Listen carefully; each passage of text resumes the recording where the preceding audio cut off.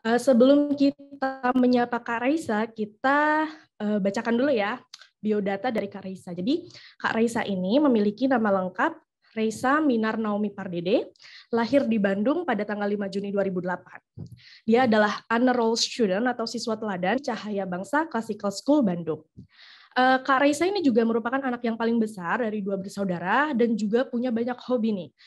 Ada hobi membaca, ikut debate team, volunteer di gereja, jadi guru sekolah minggu, bisa main piano juga, hobi workout, bisa freestyle swimming, dan merupakan pemain tenis beginner. Kak Raisa juga pernah nih menjadi juara speech competition di sekolah, pernah juga dapat medali silver di AIMO, Asian Invitational Mathematics Olympiad, dan honorable mention di Vanda, Science Competition, dan SASMO, Singapore and Asian School Math Competition. Nah, untuk sekarang ini, Kak Raisa baru saja relokasi ya dengan keluarganya di United Arab Emirates dan akan melanjutkan pendidikannya di Repton School Abu Dhabi. Wah, keren banget. Ya udah, kita langsung sapa aja Kak Raisa. Halo Kak Raisa, selamat sore. Semuanya. Seneng deh. Keren loh, tadi aku baca biodata Kak Raisa nih. Kalau boleh tahu nih Kak Raisa, sebelum membahas materinya, aku pengen tanya sedikit aja. Kira-kira apa sih yang memotivasi Kak Raisa supaya bisa seproduktif itu? Cerita dikit aja dong, Kak. Motivasi aku sih kayaknya kayak challenge diri sendiri ya. Mau di luar sekolah, mau di dalam sekolah, aku mau kayak mengasah diri sendiri supaya jadi lebih baik. Karena aku merasa kalau aku keluar dari zona nyaman, aku kayak bisa belajar hal baru, seperti ikut webinar hari ini. Oh, keren banget, Karisa. Makasih juga loh, Kak, karena udah mau jadi pembicara di webinar kali ini. Oke deh, sebelum teman-teman ini mati penasaran, kita langsung aja masuk ke materi Karisa. Untuk Karisa, waktu dan tempat dipersilakan.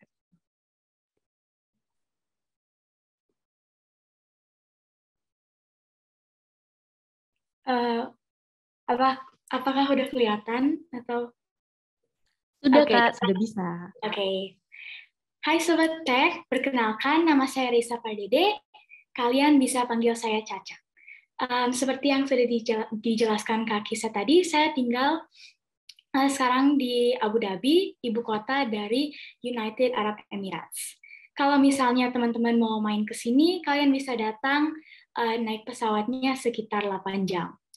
Saya senang banget bisa menyapa teman-teman yang sedang ada di Indonesia dan senang sekali bisa diundang untuk menjadi speaker di webinar Study Tech hari ini.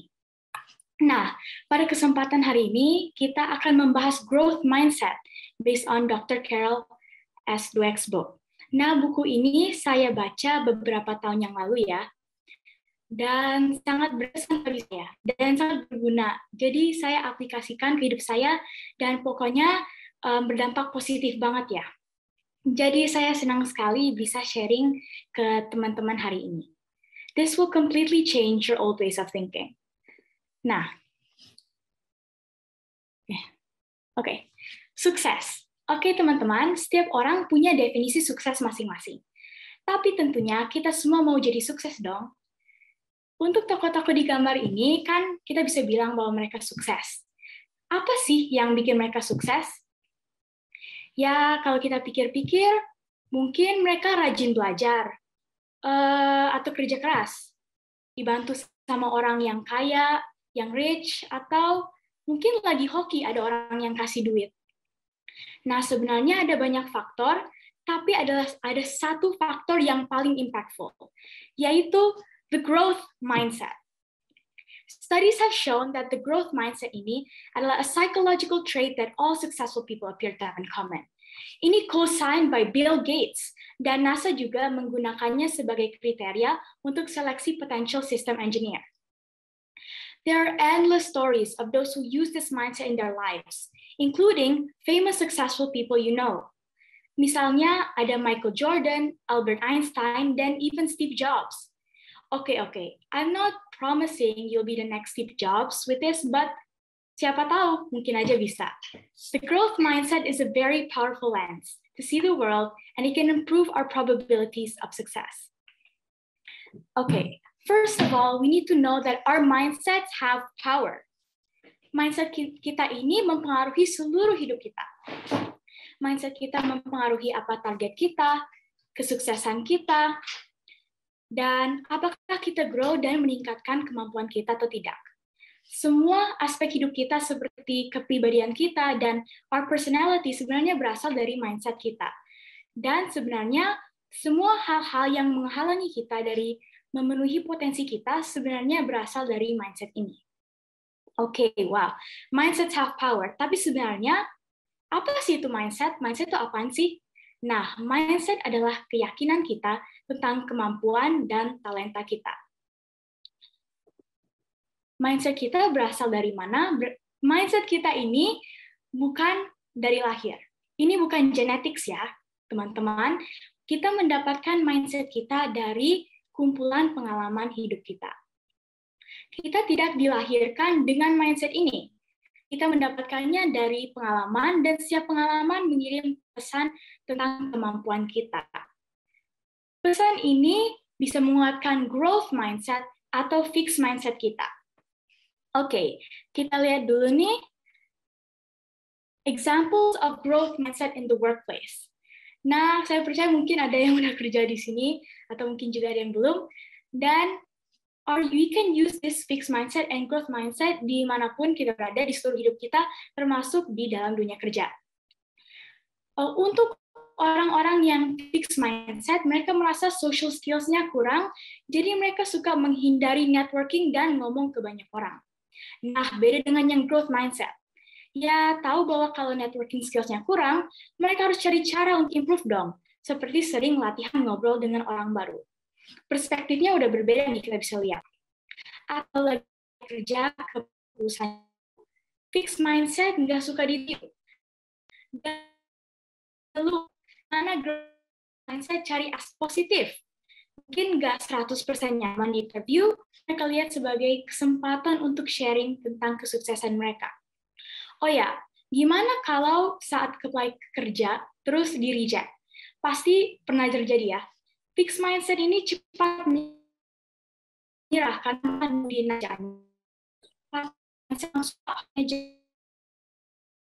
dan gimana bisa improve di interview berikutnya. Job fixed mindset yang mengambilnya kalau gajinya oke. Tapi growth mindset evaluasi job offer-nya dulu. Lihat kalau cocok dengan goal career mereka dan memilih. Oke, saya udah kasih banyak contoh dengan perspektif growth mindset dan fixed mindset. Dan kita lihat fixed mindset dulu nih seperti apa sih? Nah, kebanyakan dari kita sering berpikir dengan fixed mindset ini. Fixed mindset percaya bahwa kemampuan adalah ada sejak dan tidak bisa diubah. Mereka percaya bahwa semua orang itu lahir dengan talenta atau IQ tertentu yang bisa diubah. Nah, teman-teman, kayaknya kita sering kali kalau kita lagi struggle atau menghadapi masalah, kita percaya bahwa kita emang nggak berbakat di bidang tersebut. Misalnya lagi kesulitan mau belajar main gitar nih, tapi kesulitan. Dan fixed mindset langsung berpikir, emang gue nggak bakat musik deh, atau gue nggak punya talenta. Makanya fixed mindset itu cenderung memilih tugas yang gampang, yang menggunakan effort yang minim. Karena, why should I put effort if it won't change my ability? Salah satu lagi ciri dari fixed mindset ini adalah the belief that failure is permanent, atau kegagalan adalah selamanya. Maksudnya apa sih? Jadi teman-teman, fixed mindset ini sangat fokus dengan winning, dengan sukses, dengan hasil akhir, what they want to achieve. Nah, walaupun itu bisa bagus, mereka hanya fokus tentang winning. Oleh karena ini, once mereka gagal, once mereka tidak bisa, it's the end. Mereka langsung nyerah. Mereka cenderung give up saat menghadapi masalah atau tantangan. Karena mereka percaya kegagalan di masa lalu, artinya mereka akan terus gagal di masa depan. They let their failure define their identity. Mereka cepat melabel diri sendiri sebagai failure, sebagai stupid, sebagai loser. And mereka lose belief in themselves, jadi nggak percaya diri lagi. Now, this is also because orang-orang dengan fixed mindset needs to prove themselves. Nah, ini maksudnya apa ya? Mereka harus membuktikan diri sendiri kepada orang lain melalui measurable accomplishments. Artinya mereka merasa bahwa aku harus kelihatan pintar di publik. Contohnya, kalau dengan juara 1, aku pintar. Tapi kalau aku nggak juara 1, artinya aku nggak pintar. Oleh karena ini, fixed mindset tidak mengambil resiko atau jalan kreatif, dan fixed mindset nggak suka banget sama feedback. Apalagi feedback negatif yang mungkin kurang enak didengar. Mereka mempunyai kepedean yang mudah tergoyah. Jadi kalau gagal, nggak percaya diri lagi deh. Fixed mindset mau kelihatan sempurna dan maunya menang aja. Makanya mereka non-learner, nggak mau belajar. Bagi mereka, orang-orang yang benar-benar pintar mah nggak harus belajar atau kerja keras. Fixed mindset nggak mau kelihatan bodoh atau memiliki kekurangan atau melakukan kesalahan. Wah, that's a lot ya. Tapi kadang-kadang kita bisa lihat bahwa di kehidupan kita juga kita sering berpikir dengan fixed mindset ini. Nah, ini adalah the growth mindset, teman-teman. This is the mindset that we should strive to use in our life. Nah, mereka percaya kebalikannya fixed mindset, yaitu kemampuan bisa diubah dan bisa dilatih. Growth mindset tahu the power of yet. The power of yet apaan sih? Nah, mereka tahu bahwa walaupun kita belum bisa melakukan sesuatu, dengan latihan terus-menerus, work hard, pasti bisa di masa depan. Oleh karena ini, growth mindset berani mengambil tugas yang challenging, supaya bisa belajar lebih lagi. Oke. Jadi mereka sangat fokus dengan kerja keras tentang prosesnya ya. Tapi mungkin pertanyaan yang sering timbul dalam pikiran kita adalah, oke, gimana kalau aku udah kerja keras, udah berusaha, tapi tetap gagal? Nah, teman-teman, untuk mencapai sebuah goal, kita membutuhkan change atau perubahan. Change ini tidak hanya membutuhkan kerja keras, tapi juga strategi yang paling efektif. Kita harus change strategi kita dan mengambil langkah yang berbeda. Kita jangan berharap hasil yang berbeda dengan jalan yang sama. Nothing new will come out of the same process over and over. We need to evaluate our strategy and the process and the way we work. Oke. Growth mindset ini juga melihat kegagalan sebagai kesempatan untuk belajar dan berubah. Jangan salah nih ya, orang-orang yang mempunyai growth mindset ini juga manusia, juga merasakan kecewa, sedih, marah, tapi mereka juga suka belajar. Dan karena mereka berfokus kepada proses pembelajaran dan pertumbuhan diri sendiri, daripada end result atau hasil akhir mau gagal, mau sukses, they know that mereka hanya bisa kontrol prosesnya. They can only control what they do. Kita nggak bisa kontrol kalau kita diterima di universitas yang kita inginkan atau tidak. Itu mah hiring manajernya kan. Tapi kita bisa kontrol the effort we put in and what we do to achieve the goal. Orang-orang dengan growth mindset melihat kesulitan atau tantangan sebagai kesempatan. Kesempatan untuk bereksperimen dan memecahkan masalah. Misalnya nih, salah satu dari kalian hanya dapat nilai rata-rata di science project. Di situasi seperti ini, orang-orang yang memiliki growth mindset akan melihat ini sebagai kesempatan untuk belajar. Gimana? Dengan mengevaluasi project mereka sehingga mereka mengerti apa yang mereka harus improve untuk lebih berhasil di project berikutnya. Untuk kita yang mungkin di sini kebanyakan anak-anak remaja ya dan anak-anak muda, kita kejarnya ranking 1 atau top angkatan. Kejar nilai bagus, atau mungkin kejar sekolah SMA favorit. Atau yang paling dakdikduk itu kejar universitas yang sudah disiapkan bertahun-tahun. Tapi teman-teman, sayangnya kadang-kadang hasilnya nggak sesuai dengan harapan kita. Boro-boro mau kejar ranking 1 masuk top 10 aja susah. mau kejar nilai bagus, tapi kejar nilai 90-an mau mati rasanya. Atau misalnya, kita udah belajar terus, kerja keras, tapi akhirnya nggak diterima di universitas yang kita udah siapin. Itu rasanya pasti sakit banget ya teman-teman. Pasti kita merasanya kecewa banget, udah berjuang sangat lama, belajar untuk sekian tahun, dan akhirnya nggak diterima. Di dalam situasi seperti ini, kalau kita udah gagal total atau udah gagal semuanya, was it not worth it? Apakah semua kerja keras kita all for nothing? So, should we just give up, langsung nyerah because we failed everything? No. We should never let failure define you. Failure is never equivalent to your self-worth or capability. Sobat Tech, semua orang pasti akan mengalami kegagalan di hidup mereka. Pasti ya. The only difference is, what are they gonna do with that failure? Ada orang yang akan fokus kepada kegagalannya dan langsung nyerah. Dan ada juga orang yang get up, belajar dari kesalahan mereka dan mau coba lagi. Teman-teman, the real question is, which person will you choose to be?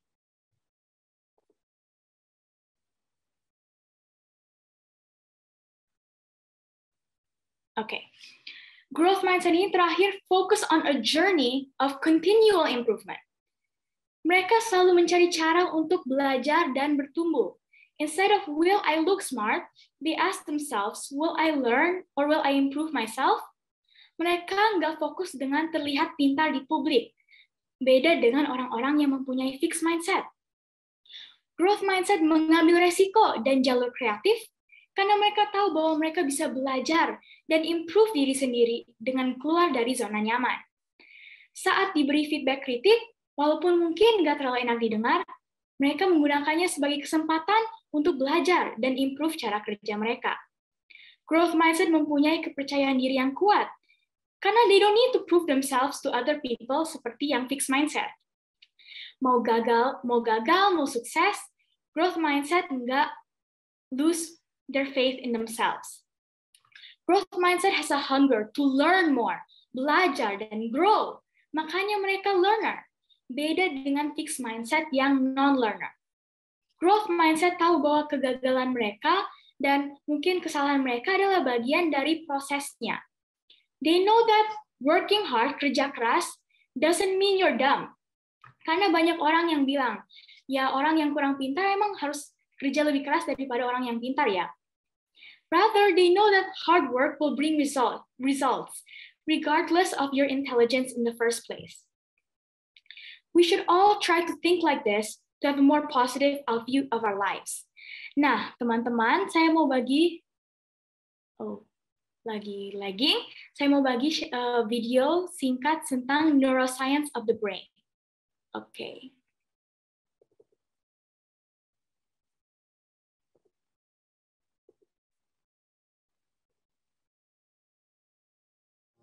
What's going on in the brain when you learn? In order to learn anything, whether it's math, a foreign language, guitar, or how to dribble a basketball, you need to create and strengthen pathways in your brain. Think about shooting a free throw. Know that feeling when you've got it down and don't even have to think about it? That's muscle memory. Here's the thing. Muscle memory lives in the brain, not the muscles. Your brain controls everything your muscles do, and it does this by activating specific neural pathways for each and every movement. These are functional pathways, neurons working together to achieve a goal. Say you're learning how to shoot a free throw. If it's your first time doing it, you don't yet have a pathway for that movement in your brain. You need to create it. Let's use an analogy to look at what's happening in the brain during this time. When you're first learning, your brain is like a forest full of trees and dense foliage, with no clear pathway between point A and point B. As you learn the mechanics of shooting a free throw, you create a trail through the forest. Now you can shoot the free throw because you've created that pathway in your brain, but you probably don't make many shots because it's so new. The pathway isn't very clear yet. In order to improve your free throw, you need to refine and strengthen the free throw pathway in your brain. The way you do that is through practice. Practice gradually widens the trail through the trees, turning it into a dirt road between A and B. You're starting to get pretty good now. You're making more free throws than not. You don't have to think about the mechanics as much. That's because the pathway gets stronger after each practice rep, and you've done a lot of reps. With even more practice, the dirt road turns into a paved road connecting A and B, allowing information to be transmitted at a faster rate. Now you're a 70% free throw shooter, and when you step up to the line, you don't even have to think about it. Eventually, with enough practice, what started as a trail has become a full-blown highway. Now you're a master, draining almost every free throw, and the movement is completely second nature. Scientists call this plasticity, and it's your brain's innate ability to create and strengthen connections between neurons. These connections are the path through the forest. Halo Sport optimizes this process by temporarily increasing plasticity in the part of your brain that controls movement, so that your brain can create and strengthen these pathways faster than you would otherwise. We call this hyperplasticity. When you practice or train in this state, you're able to write muscle memory more effectively, allowing you to get that much more out of your practice. In terms of our analogy, Halo Sport helps you build super highways of muscle memory at an accelerated rate. It's not magic, it's neuroscience.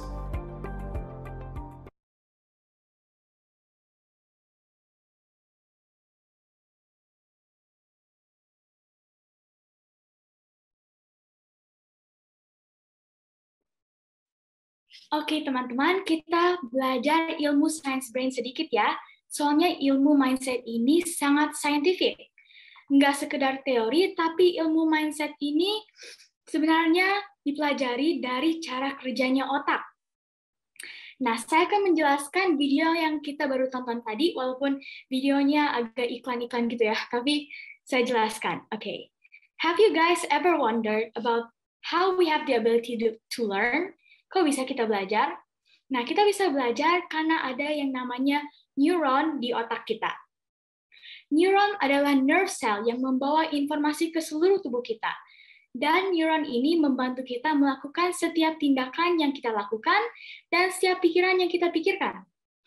The human brain has around 86 billion atau 86 miliar neurons. Banyak banget ya. Di video tadi, kita lihat bahwa muscle memory is formed in the brain.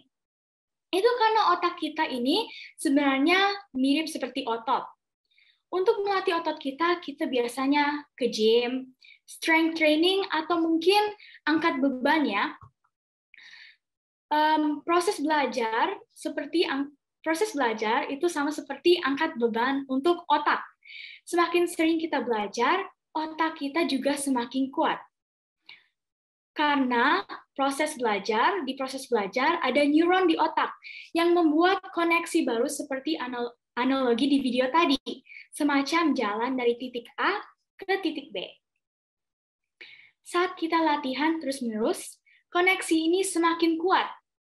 Myelin, yaitu pembungkus neuron, terbentuk di sekitar jalan yang menghubungkan neuron ke neuron lainnya. Nah, semakin banyak myelin ini, semakin cepat dan semakin efektif jalan sinyal melalui neuron. So, with enough practice, whatever we are practicing becomes easier to do and more automatic because of the strong neural connections in our brain. Kita selalu bisa belajar dan berkembang, regardless of usia kita, karena our brain is always developing, proven by neuroscience. Nah, all of us are a mixture of both the growth and the fixed mindset. Gak ada orang yang 100% growth mindset atau 100% fixed mindset. Ada orang yang lebih sering memakai kacamata. Kita bisa berpikir mindset ini mirip seperti kacamata ya. Bayangkan seperti kacamata, ada orang yang lebih sering menggunakan kacamata growth mindset. Dan ada juga orang yang lebih sering menggunakan kacamata fixed mindset. Tapi kita menggunakan kedua kacamata ini di situasi yang berbeda-beda di hidup kita. Kita harus berusaha untuk menggunakan kacamata growth mindset lebih sering dari fixed mindset. Nah, Sobat Tech, changing mindsets can change our life. Kita sudah tahu bahwa mindset kita ini sangat mempengaruhi cara kita hidup dan kesuksesan kita. That's why hari ini teman-teman, saya akan bocorin 4 tips to get a growth mindset. 4 tips ya guys, untuk membangun growth mindset yang selalu kita harus pegang dan terapkan to increase our chances of success. Ini penting banget ya teman-teman, dan sangat applicable.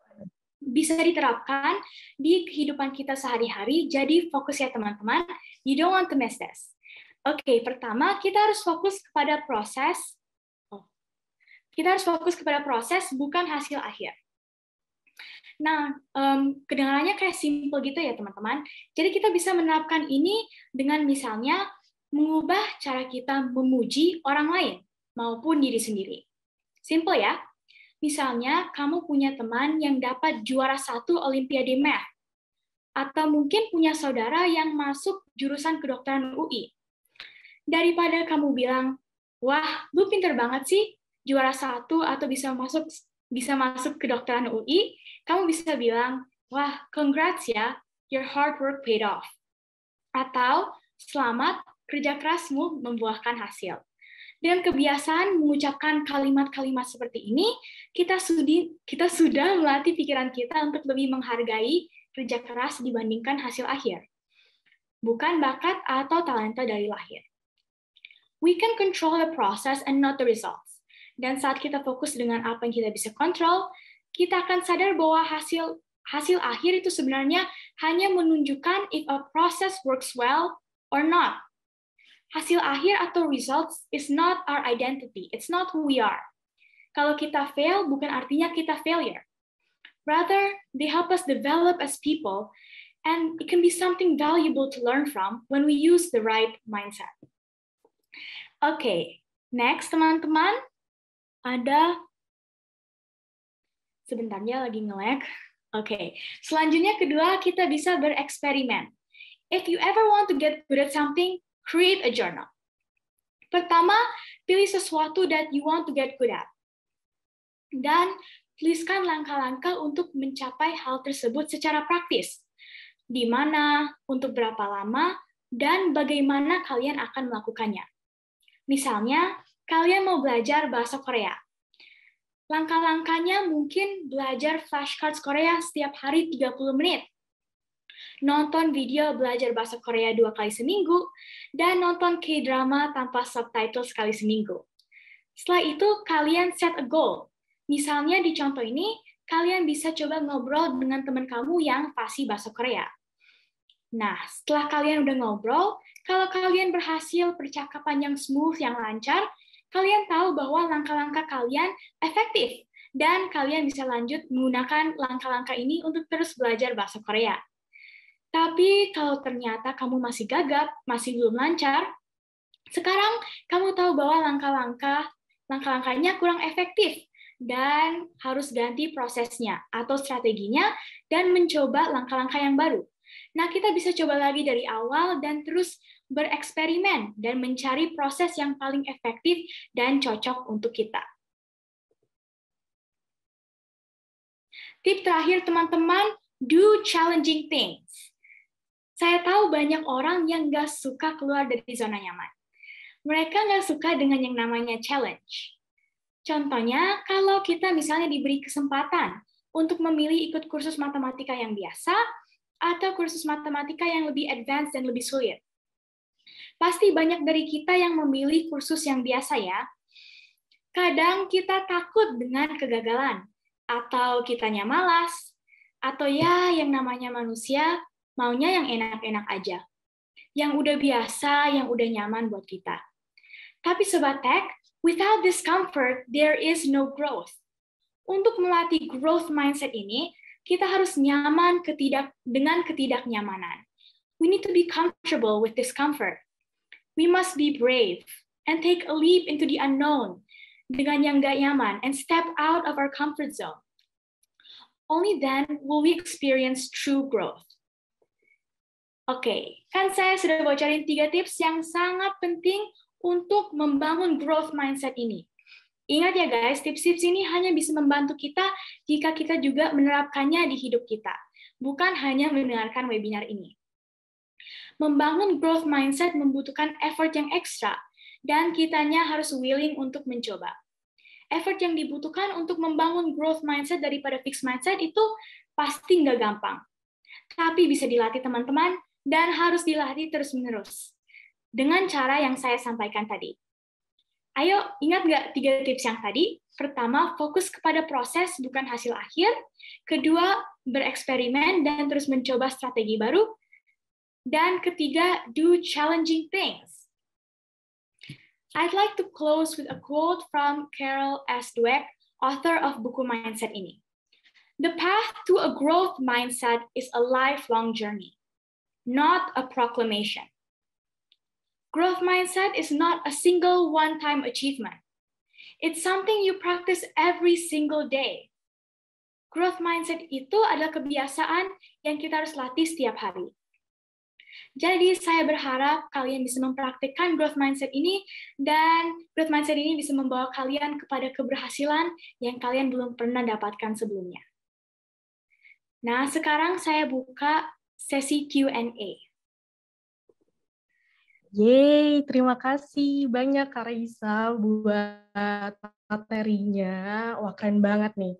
Jadi dari materi Kak Raisa tadi, kita itu sudah tahu apa itu fixed mindset, kemudian apa itu growth mindset, dan mungkin beberapa ada yang ngerasa nih, wah, aku ini punya fixed mindset nih. Tapi nggak usah khawatir Sobat Tech, karena itu bisa diubah menjadi growth mindset ya. Seperti yang Kak Raisa bilang tadi, kita bisa fokus pada proses, bukan pada hasilnya, bereksperimen, dan coba tantang diri kita dengan hal baru. Nah, sambil teman-teman menyiapkan pertanyaan, mungkin aku ada sedikit nih Kak, pertanyaan terkait dengan materi tadi. Jadi kan tadi Kak Raisa bilang kita harus fokus dengan proses. Tapi gimana sih kita menikmati proses ketika kita berusaha gitu?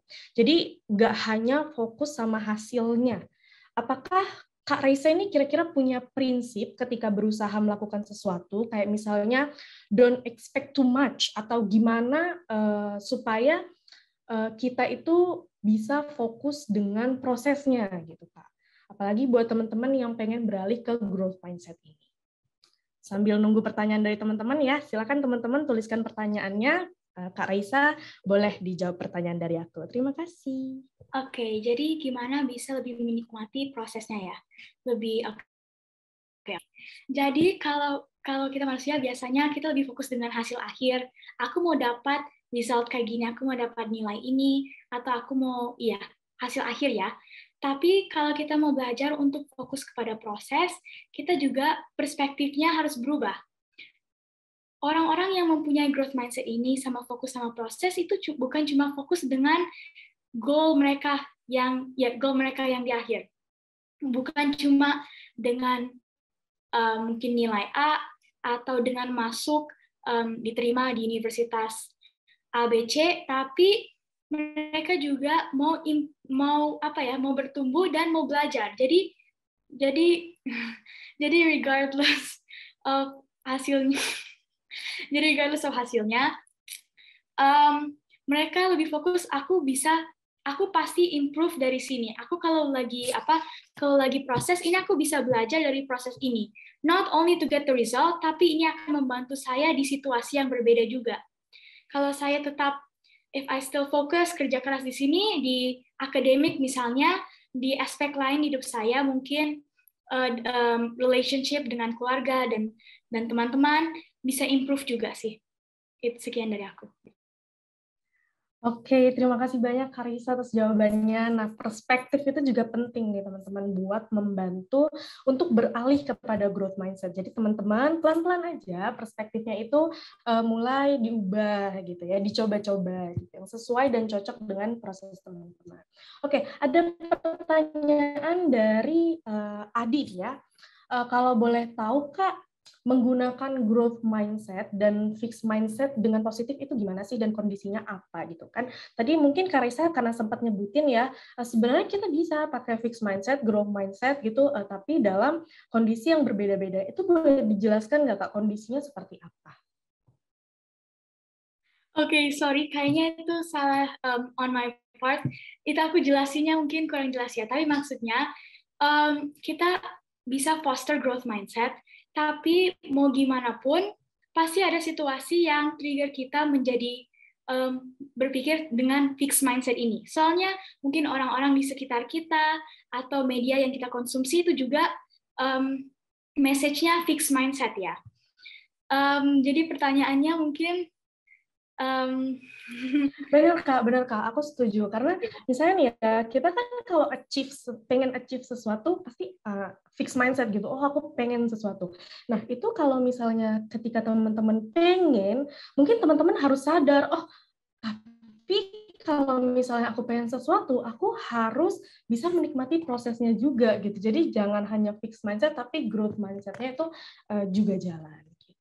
Oke, kalau gitu next ke pertanyaan selanjutnya. Dari Uyuni, sore Kak, izin bertanya, bagaimana cara kita agar terus termotivasi saat menjalankan proses perkembangan diri, dan bila gagal berkali-kali dan rasanya mulai capek, gimana cara memotivasi diri sendiri dan cara menghargai diri sendiri Kak? Mungkin kalau yang tadi termotivasi udah ya dari perspektif, mungkin kalau misalnya yang kalau gagal nih Kak berkali-kali, kira-kira gimana sih cara memotivasi diri?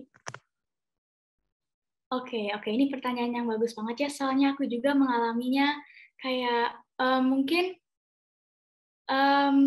saat kita melihat proses self improvement journey kita ini, kita berpikir bahwa pasti ada state bahwa kita udah produktif nih, udah sukses nih, udah selalu enjoy the process dan selalu berpikir dengan growth mindset. Tapi sebenarnya we will never reach that point karena ini sebenarnya journey of a lifetime. Jadi selama kita hidup, it's a constant battle between growth mindset dan fixed mindset ini. Tapi advice aku kalau udah gagal terus ya, just remember bahwa kegagalan di masa lalu doesn't mean pasti akan gagal di masa depan. Because every moment is new sebenarnya. Every day is new, every second is new. Dan kalau kita selalu fokus dengan kegagalan, dengan di masa lalu, I couldn't achieve this. What are you doing right now? Gitu. What are you doing in this moment supaya kamu bisa get what you want in the future?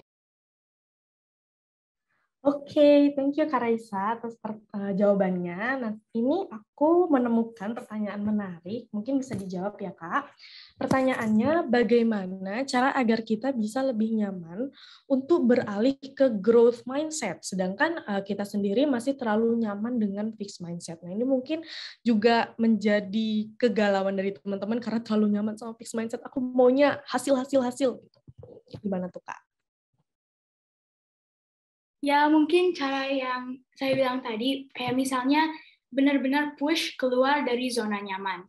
Dan kalau kayak gini, tunggu aku baca dulu agar lebih nyaman.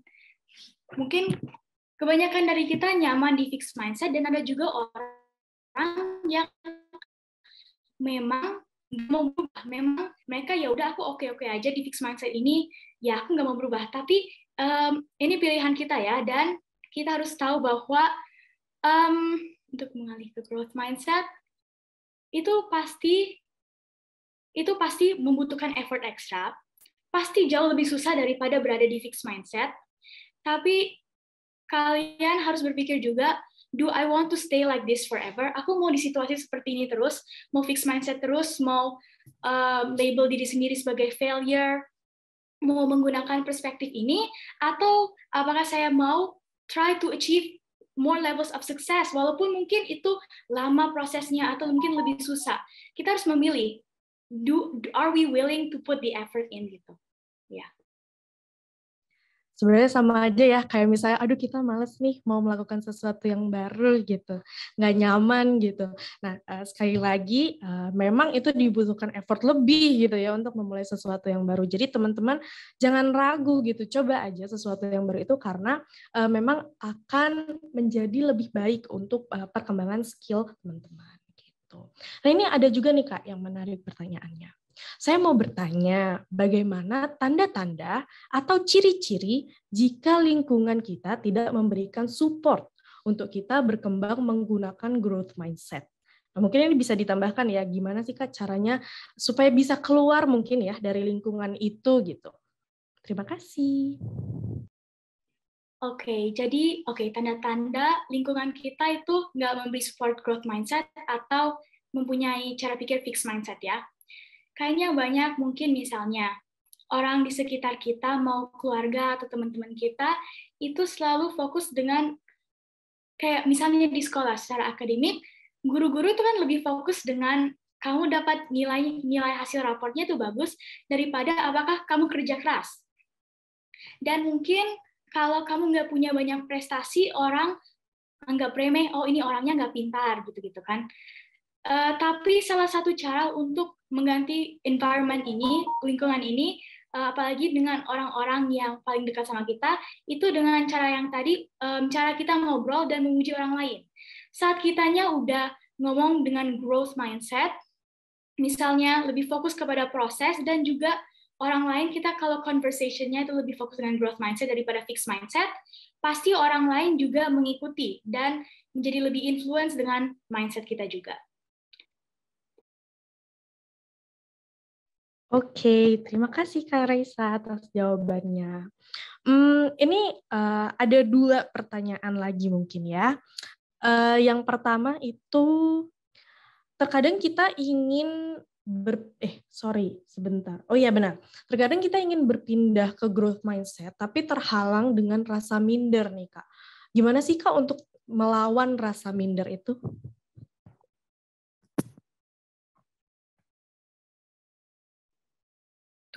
Pertanyaan gimana ya? Oh iya.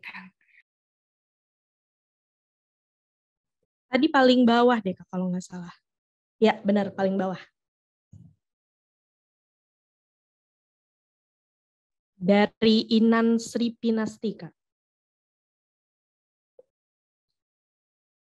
Oke. Jadi mungkin kalau ke growth mindset ini, kalau kita rasa minder.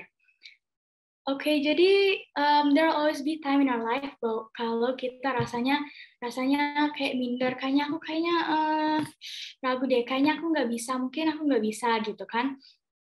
Tapi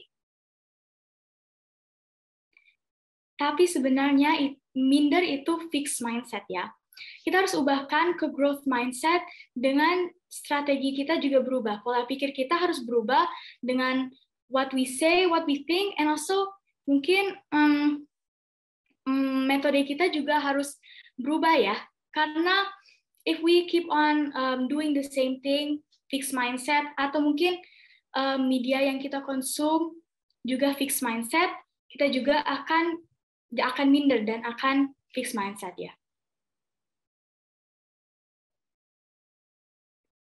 Oke, terima kasih Kak Raisa.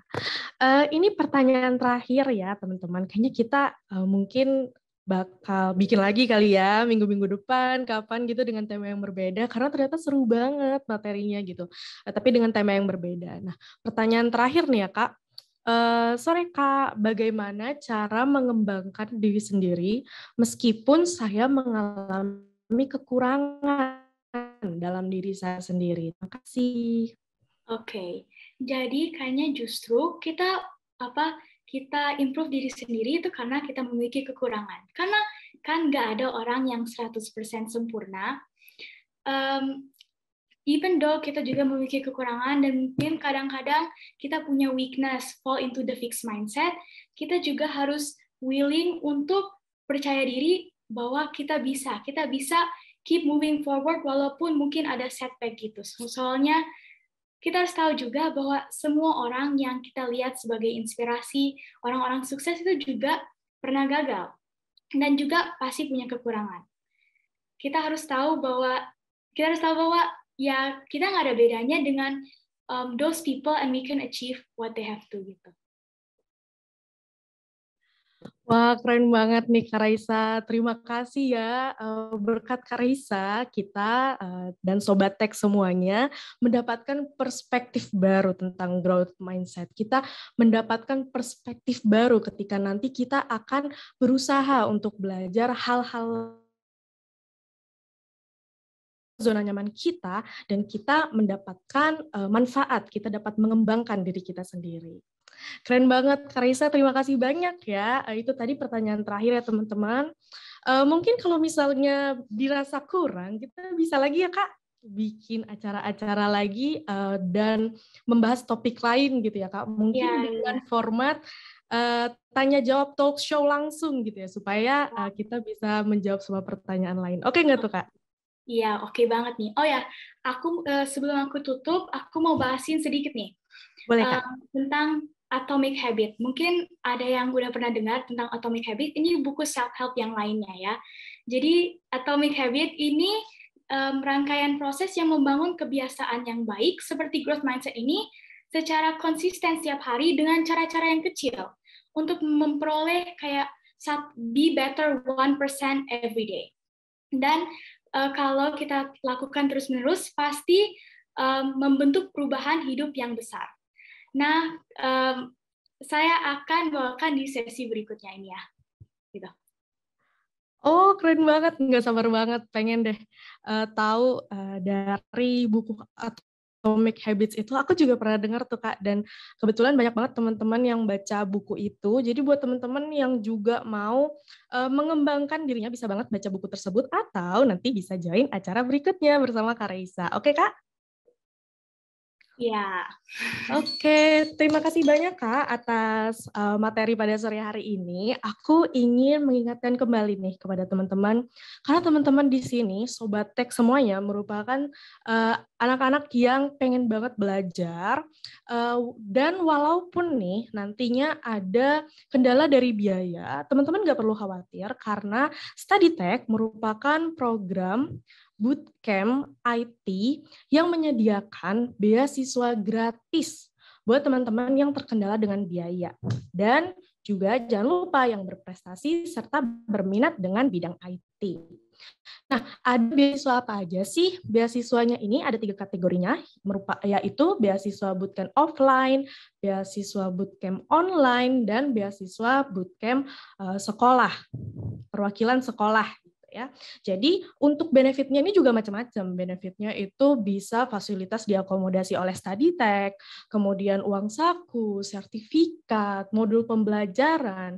Jadi buat teman-teman yang berminat di bidang IT, namun sayangnya terkendala dengan biaya dan segala macam, bisa banget ikutan beasiswa IT dari Study Tech ini. Karena semuanya gratis 100% dan mendapatkan keuntungan-keuntungan lainnya. Oke?